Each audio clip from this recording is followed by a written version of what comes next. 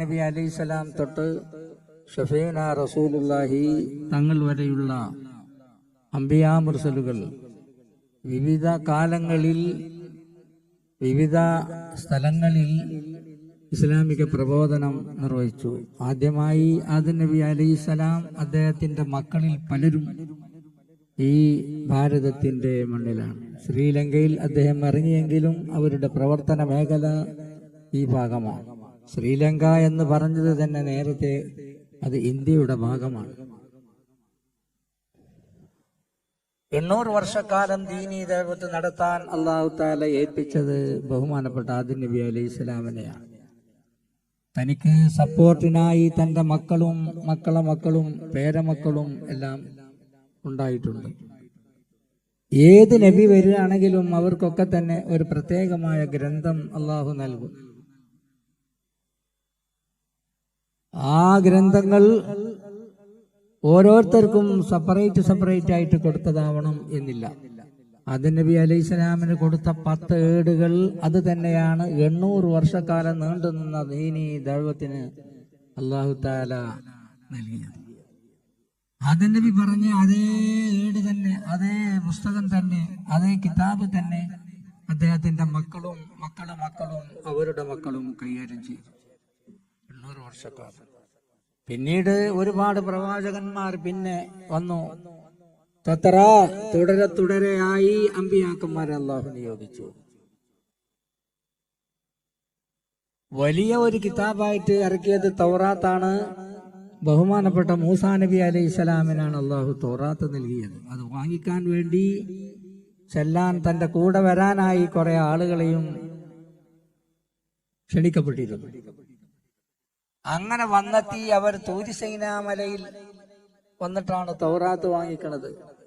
ആ തൗറാത്ത് വാങ്ങി പോരുന്നു.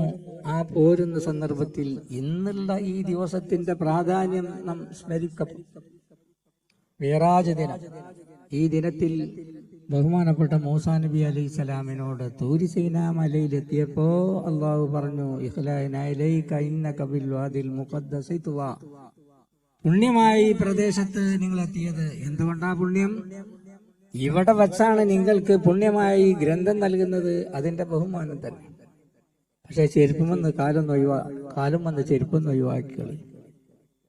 അലത്തൂരി മൂസാനൂദി അഖ്ലഅ്വാമദുൻ അലൽ ഖുർബി ലൻ യുമർ ബിഖല്ലീനി അലീം അലാ റസി ഹാദൽ കൗനി നലു മുഹമ്മദി അലത്ഫാജറത് ജമീഉൽ ഖൽഖി തഅദിലാലിഹി. ഈ പ്രപഞ്ചത്തിന്റെ മുകളിൽ മുഴുവനും പൊങ്ങി നിൽക്കുന്നത് റസൂലുള്ളാഹിന്റെ ചെരുപ്പാണ്. ജാമിയിലെ ക്ലാസ് കഴിഞ്ഞതിന് ശേഷം മുത്തവൽ ഫൈനൽ വിദ്യാർത്ഥികൾക്ക് ജാമിയിൽ വെച്ച് വിതരണം ചെയ്യപ്പെട്ടു ആ പേജ്. ലോകപ്രസിദ്ധനായ ബഹുമാനപ്പെട്ട മുഹമ്മദ് അലവി മാലിക്കി തങ്ങളവറുകൾ ഒരു 30 വർഷത്തിനപ്പുറം എനിക്ക് നൽകിയതാണ്. അദ്ദേഹത്തിൽ നിന്ന് കിട്ടിയ ഈ സാധനം കുട്ടികൾക്ക് അദ്ദേഹത്തിന്റെ പേര് പ്രസ്താവിച്ചുകൊണ്ട് ആ ഏടുകൾ നൽകപ്പെട്ടു. അതിൽ ഈ പ്രപഞ്ചത്തിന്റെ മുകളിൽ നിൽക്കുന്നത് റസൂലുള്ളാഹിന്റെ ചെരുപ്പാണ്. അലാ റസി ഹാദൽ കൗനി നലു മുഹമ്മദി. റസൂലുള്ളാഹിന്റെ നയലാണ് ലോകത്തിന്റെ മുഴുവനും ആകാശത്തിൽ. തൂരി സൈനാ മലം എത്തിയപ്പോൾ മൂസാ നബിന്റെ ചെരുപ്പ് അവിടെ മാറ്റി വെക്കാൻ പറഞ്ഞു. എന്നിട്ടാ അള്ളാഹിനോട് മുനാജാത്താക്കിയത്. അതേ സമയത്ത് റസൂലുള്ളാഹിന്റെ മിഅ്റാജിന്റെ ദിനം, മിഅ്റാജും ഇസ്രാവും ഒരേ ദിവസം നടന്നതാണ്. പക്ഷേ സുബ്ഹാനല്ലദീ അസ്റാ ബി അബ്ദിഹി എന്ന് തുടങ്ങുന്ന സൂറത്തുൽ ഇസ്രായിലെ പരാമർശം ഇസ്രായിനെ പറ്റിയാണ്. ആ പരാമർശം കഴിഞ്ഞതിന് ശേഷം കുറെ കഴിഞ്ഞതിന് ശേഷമാണ് മിഅ്റാജിനെ പറ്റി പറയുന്നത്. നടന്നത് അന്ന് തന്നെ. ഓരോ ആകാശത്തിലെത്തുമ്പോഴും തുറക്കാൻ പറയും. അങ്ങനെ തുറന്നു കൊടുത്തു. തുറന്നു കൊടുക്കുന്നതിന് മുമ്പ് ഫ്രീ പെർമിഷൻ ആണല്ലോ നിങ്ങൾക്ക്, പിന്നെ എന്തിനാ അത് എങ്ങനെ നിൽക്കണത്? അപ്പോ നിങ്ങളെ കൂടെ ആരാ ഉള്ളത്? എന്റെ കൂടെ റസൂലുള്ളാഹി മുഹമ്മദുൻ സല്ലല്ലാഹു അലൈഹി. അപ്പൊ പിന്നെ അയാളും കൂടി ഉണ്ടാവുമ്പോൾ മൂപ്പർക്ക് വേണ്ടി ഒരു പ്രത്യേക ആദരവ് അവിടെ സമർപ്പിക്കേണ്ടതുണ്ട്. അവിടെ വെച്ച് തന്നെ സ്വീകരിക്കേണ്ടതുണ്ട്. ആ നിലക്ക് ഓരോ ആകാശത്തിലും തന്നെ സ്വീകരിക്കാനായി ഓരോ നബിമാർ ബഹുമാനപ്പെട്ട ആദം നബി അലൈഹിസ്സലാം മുതൽ ഒരുപാട് പ്രവാചകന്മാർ തന്നെ സ്വീകരിക്കാൻ അവിടെ ഒക്കെ കഴിഞ്ഞ് അവസാനം അർശിന്റെ അടുക്കലെത്തി. അവിടെ എത്തിയപ്പോഴും ചെരുപ്പ് വരാൻ പറഞ്ഞില്ല.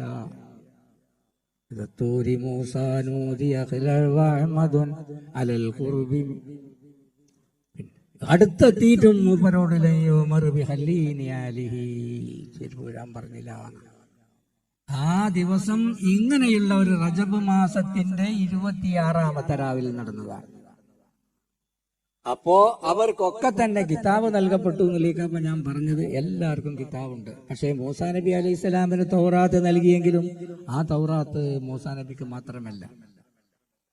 യഹ്യാ നബി ഈ ഗ്രന്ഥം വളരെ ശക്തമായ നിലയിൽ നിങ്ങൾ കൈപ്പറ്റണം എന്ന് പറഞ്ഞത് തൗറാത്താ. ആയിരക്കണക്കിലുള്ള പ്രവാചകന്മാരായ ആളുകൾ ബനി ഇസ്രായേൽപ്പെട്ടവർ കൈകാര്യം ചെയ്തതും ഇതേ തൗറാത്ത് തന്നെ. അപ്പോ തൗറാത്ത് മൂസാ നബിക്ക് നൽകിയിട്ടുണ്ടെങ്കിലും മൂസാ നബിന്റെ അനുയായികളായ ആളുകളിൽ ആയിരക്കണക്കിലുള്ള പ്രവാചകന്മാർ കൈകാര്യം ചെയ്ത കിതാബാണ്. പിന്നെ സബൂർ, പിന്നെ ഇഞ്ചീൽ. അതിനുശേഷം അവസാനത്തെ കിതാബ് നൽകപ്പെട്ടത് ഷഫീഉനാ റസൂലുള്ളാഹി തങ്ങൾക്കാണ്. ദീർഘിച്ച് ഞാൻ പറയുന്നില്ല. ആ കിതാബ് ഇറക്കപ്പെട്ടത് ഒരു ദിവസം കൊണ്ടല്ല, 23 വർഷക്കാലം കൊണ്ട്. അതിൽ ഓരോ വർഷത്തിലും ആകപ്പാട് ഇറങ്ങിയ ഖുർആനിന്റെ പല ഭാഗങ്ങൾ ഒരുമിച്ച് കൂട്ടിയിട്ടുണ്ട്. ആയത്തെ കഥ, ഫീ സൂറത്തി കഥ, ഫീ മക്കാനി കഥ, ഖബല കഥ, ബഅദ കഥ. ഇതാണ് വിശദീകരണം. ജിബ്രീൽ അലൈഹിസ്സലാം വന്നിട്ടാണ് ഈ ആയത്ത് ഇന്ന സൂറത്തിലാണ്, ഇത്ര നമ്പർ ആയത്താണ്, ഇതിന്റെ മുമ്പാണ്, ഇതിന്റെ ശേഷമാണ് ഇത് പറയുന്നത്. ആ നിലക്ക് അത് കൃത്യമാക്കാൻ വേണ്ടി ഓരോ റമദാൻ മാസത്തിലും അതിന്റെ ഒരു പുനർപഠനം, പുനർവായന ഉണ്ടായി. പിന്നെ ഒന്നായിട്ട് അത് അവസാനമായി ഇറക്കപ്പെട്ടു. 6666 ആയത്തുകൾ. അത് ഇറങ്ങിയതിന്റെ അല്ലെങ്കിൽ ഇറങ്ങിക്കൊണ്ടിരിക്കുന്നതിന്റെ ലാസ്റ്റ് സമയത്താണ് റസൂലുള്ളാഹിന്റെ ഹജ്ജ്. 1.25 ലക്ഷം പ്രവാചകന്മാരെന്ന് പറഞ്ഞ അതേ 1.25 ലക്ഷം സഹാബിമാർ തന്നെ. 1.25 ലക്ഷം പ്രവാചകന്മാരെയാണ് ഈ ലോകത്തിന്റെ ദൈവത്തിന് അള്ളാഹു അയച്ചതെങ്കിൽ റസൂലുള്ളാഹിന്റെ അവസാനത്തെ സമ്മേളനത്തിൽ ഹജ്ജിൽ 1.25 ലക്ഷം സഹാബിമാരാണ്. അവരോട് റസൂലുള്ള പറഞ്ഞ പ്രസംഗം എത്രയെന്നറിയോ? 8 മിനിറ്റ്, ഏറിയ 10 മിനിറ്റ്, അത്രയുള്ളൂ പ്രസംഗം. അത് അറഫയിൽ പ്രസംഗിച്ചപ്പോഴും നെഹറിന്റെ ദിവസമായ ഹജ്ജത്ത് അൽവിദാഇന്റെ നെഹറിന്റെ ദിവസം ഹജ്ജുൽ അക്ബർ എന്നതിന് പറയും. അന്നും അയ്യാമത്ത് ഒക്കെ ഒരൊറ്റ മിനിറ്റ്. പ്രധാനമായത് മനുഷ്യ സമൂഹത്തിന്റെ യോജിപ്പ്, അവർ തമ്മിലുള്ള രഞ്ജിപ്പ്, സാഹോദര്യം നിലനിർത്താൻ ആവശ്യമായ കാര്യങ്ങൾ. നിങ്ങളുടെ രക്തം, നിങ്ങളുടെ സമ്പത്ത്, നിങ്ങളുടെ അഭിമാനം മുഴുവനും അത് പവിത്രമാണെന്ന് ഷഫീഉനാ റസൂലുള്ളാഹി. ഒരാളുടെ അഭിമാനം ക്ഷതപ്പെടുത്തിക്കൂടാ, ഒരാളുടെ രക്തം കുത്തിയൊലിപ്പിച്ചുകൂടാ, ഒരാളുടെ സമ്പത്ത് അപഹരിച്ചെടുത്തുകൂടാ എന്നാ ചുരുക്കം. എന്നിട്ട് റസൂലുള്ള പറഞ്ഞത് ഈ മെസ്സേജ് നിങ്ങൾ ലോകത്തേക്ക് എത്തിച്ചു കൊടുക്കണം. വലിയ വലുവായ ഒരായത്തെങ്കിലും എത്തിച്ചു കൊടുക്കാനാ പറഞ്ഞു. അതിന് സഹാബിമാർ തയ്യാറായി. സഅദ് ഇബ്നു അബീ വഖാസ് റളിയല്ലാഹു അൻഹു ചൈനയിലേക്കാ പോയത്. മക്കത്തുനിന്ന് പോകണി എത്ര ഉണ്ടാവും? ഇന്ന് ജിദ്ദയിൽ അങ്ങോട്ട് യാത്ര ചെയ്യുകയാണെങ്കിൽ 8 മണിക്കൂർ വേണം. 10-12 മണിക്കൂർ യാത്ര ചെയ്യേണ്ട സ്ഥലം, ഫ്ലൈറ്റിൽ യാത്ര ചെയ്യേണ്ട സ്ഥലം വരെ സഹാബിമാർ എത്തിയിട്ടുണ്ട്. അസ്റിയിൽ ഞാൻ പോയപ്പോ അവിടെ ദഅവത്തുമായി വന്ന ആളുകളുണ്ട്, സഹാബികളല്ല. ഖൈറുൽ ഖുറൂനി ഖർനി സുമ്മല്ലദീന യലൂനഹും സുമ്മല്ലദീന യലൂന. ഈ ആളുകൾ അവിടെ എത്തിയിട്ടുണ്ട്. സമസ്തക്ക് ഒരു സ്ഥാപനം ജാമിഅ നൂരിയന്റെ ജൂനിയർ കോളേജായി 2-3 വർഷത്തിനപ്പുറം തുടങ്ങി. 18 ഏക്കർ സ്ഥലം നമുക്ക് തന്നു. പസഫിക് മഹാസമുദ്രത്തിനോട് ചേർന്നുകൊണ്ട് ജാമിഅന്റെ ജൂനിയർ കോളേജ്.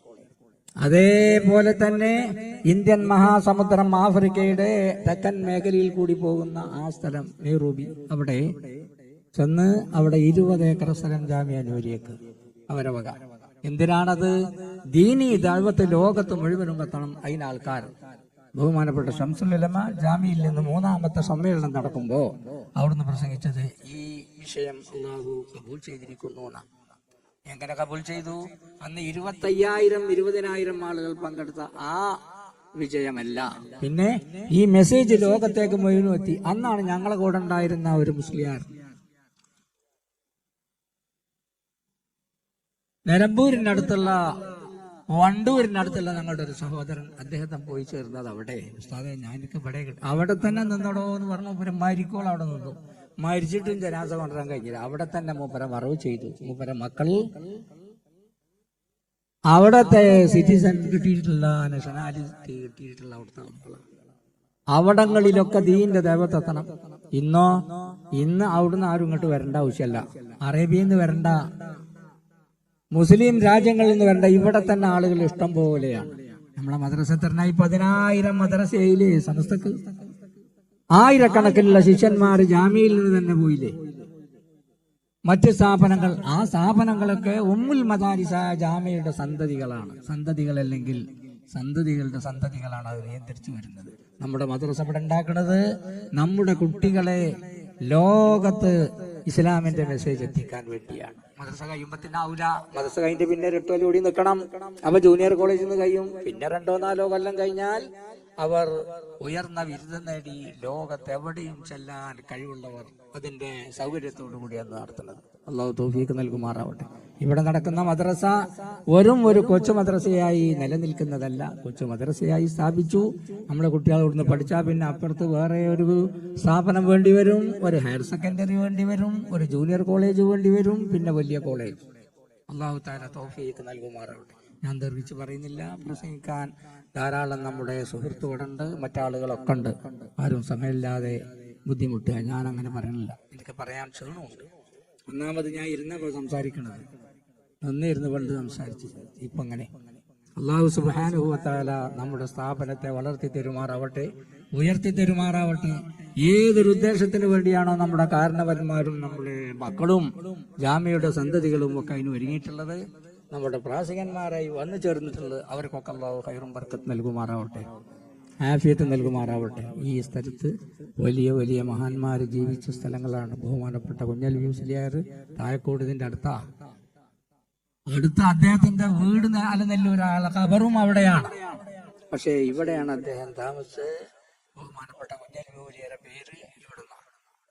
അല്ലാഹു തആല ഈ നാട്ടിൽ അദ്ദേഹത്തോടൊപ്പം നിന്നവർക്കും അദ്ദേഹത്തിനെ സഹായിച്ചവർക്കും ദീനീ ദൈവത്തിനു വേണ്ടി കഠിനാധ്വാനം ചെയ്തവർക്കും ഖൈറും ബർക്കത്തും നൽകുമാറാവട്ടെ. ഇന്ന് അവരൊന്നും നമ്മളപ്പല്ല. ഭൂമിന്റെ മേൽഭാഗത്താ കുറെ കാലം താമസിച്ചത്. ഇപ്പോൾ ഭൂമിന്റെ അടിയിലാണ്. ഈ ഇരിക്കുന്ന ആളുകളൊക്കെ ഭൂമിന്റെ അടിയിൽ പോകേണ്ടി വരും. അങ്ങനെ പോകുമ്പോഴോ അപ്പുറത്തിരിക്കുന്ന ചെറിയ ചെറിയ കുഞ്ഞുച്ചി കുട്ടികളുണ്ട്, ഓലൊക്കെ ഇവിടെ നിന്നിരിക്കും. അല്ലാഹു തആല നമ്മളെ മക്കൾക്ക് ഖൈറും ബർക്കത്തും നൽകുമാറാവട്ടെ. ദീനീ ദഅവത്തിനുള്ള എല്ലാ കഴിവും എല്ലാ ഊർജവും അല്ലാഹു നൽകുമാറാവട്ടെ. ഇതിലേക്ക് സഹായിച്ചവർക്ക് അല്ലാഹു ഖൈറും ബർക്കത്തും നൽകുമാറാവട്ടെ. മരിച്ചുപോയവരുടെ ഖബറിനെ അല്ലാഹു സ്വർഗ്ഗത്തിന്റെ പൂങ്കാവനമാക്കി കൊടുക്കുമാറാവട്ടെ. പാവപ്പെട്ട നാമം ഇവിടെ എത്തിച്ചേരുന്ന സന്ദർഭം അല്ലാഹുവിന്റെ റഹ്മത്തും മഗ്ഫിറത്തും വർദ്ധിച്ച് അല്ലാഹു നൽകുമാറാവട്ടെ. റഹ്മതിക യാ അർഹമർ റഹീമീൻ. ബിസ്മില്ലാഹിർ റഹ്മാനിർ റഹീം എന്ന് ചൊല്ലി ഈ പരിപാടിയുടെ ഔപചാരികമായ ഉദ്ഘാടന ക്രമം നിർവഹിച്ചുകൊണ്ട് അവസാനിപ്പിക്കുന്നു. വആഖിറു ദഅ്വാനാ അനിൽ ഹംദുലില്ലാഹി റബ്ബിൽ ആലമീൻ. അസ്സലാമു അലൈക്കും വറഹ്മത്തുള്ളാഹി വബറകാതുഹു.